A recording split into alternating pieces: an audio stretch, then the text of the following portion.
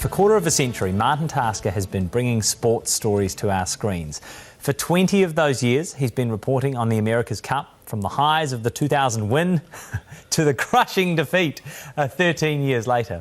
Today is Martin's last day at TVNZ, and he's with us this morning. Good morning. Good morning. First of all, on behalf of all of your colleagues, thank you for everything over the years. You are a cherished member of staff at TVNZ, and it's a sad day for us. But it's an exciting day for you, and, your girls have noted that. Both my girls are in London, Holly and Vicky, and they sent me a nice little card here, which... Goodbye pension, goodbye pension, hello pension. So I'm sorry they can't see me, because they used to laugh at the fact that from all these different places I've been around the world, I've missed a lot of birthdays and used to send messages. So right, hello Holly and Vicky, if you can somehow see this. Oh, neat. Are you a reflective sort of guy? Well, I don't know.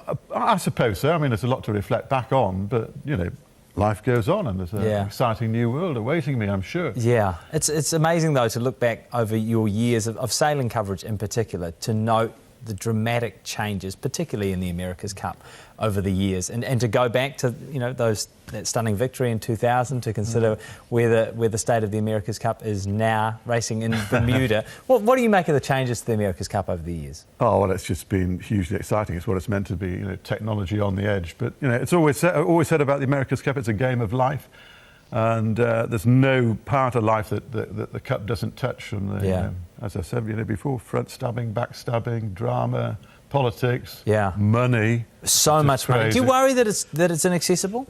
Well, I do. I mean, I look at Bermuda, and that is really inaccessible for normal people. I mean, the amount of money to go there is just absolutely crazy, and it's just become a sort of really a rich man's... Well, it always has been to some extent, but it has that accessibility it doesn't have anymore. And I think that's a real shame. But I think, again, this could be really spectacular this year. When we saw the boats fly the last time round, that was just an unbelievable spectacle. Hopefully this time they've kept a bit more of it under wraps. At Team New Zealand, and with the bikes and everything, it's doing it again, and I think it'll be wildly exciting. I'll be glued to it on whatever TV coverage appears. Well, I want to ask you about your personal highlights in just a moment, but first of all, we have a clip of some of the stories you've covered over the years. That's the cause of it all here. Arrived not that long ago with really heavy security, which is surrounding the truck at the moment. That's what's going to save your life, because it's going to provide oxygen to you automatically, even if we're submerged underwater. Scary enough for a novice who's just been told he's driving. In these powerboats, the throttle man is really in control. The man behind the wheel has merely to point it in the right direction and hang on. Indemnity form, signing my life away again. What are you hoping to achieve by taking me out? To ski, hopefully.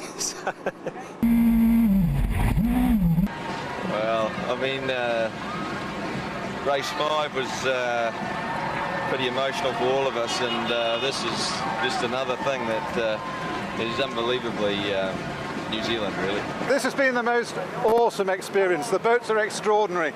Next stop for these guys, Rio de Janeiro. But for me, I'm out of here. Yes, I'm sure you're going to be seeing that clip a few times today. Do you have any real standouts over your career, Martin?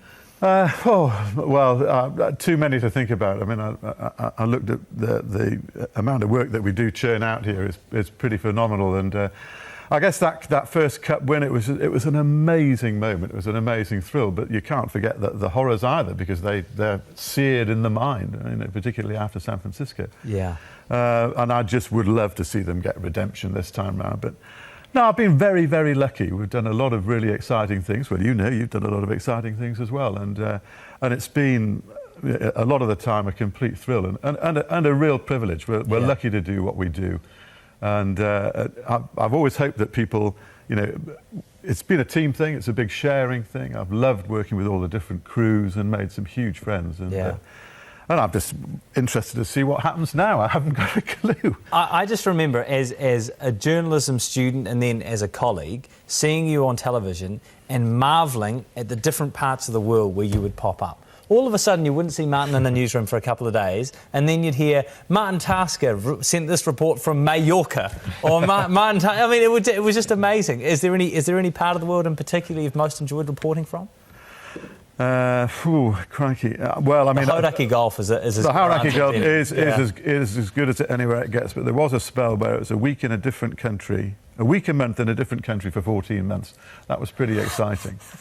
And I loved covering the Volvo. I thought that was terrific, and I'd love to see the Kiwis have a boat in that again. I mean, it's been a joy, really. Absolute Fantastic. thrill.